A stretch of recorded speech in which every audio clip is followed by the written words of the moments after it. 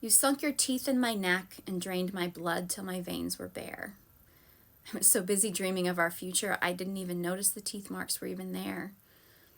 The mirror gave you no reflection, but I saw you through rose-colored glass. Even when you showed me your fangs, I couldn't see beyond your charm and class. I closed the drapes to keep out the sunlight. I accepted that our love was kept in the darkness of night. A stake through the heart would kill you, so I plunged it through my own. Your damp and cold castle became the place I called home.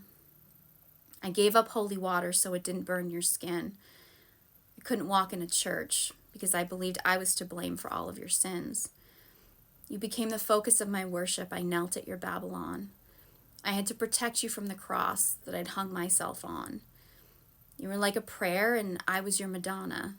I had to sacrifice myself for you, but you convinced me it was an honor. I believed I must be the devil. Your evil must be my fault. You say you're perfect and never fail, so I must be to blame by default. If you leave, I know you'll spin the story. I'll be the monster. That'll be the switch. So I'll stay with you and face my fate and save myself from being burned as a witch.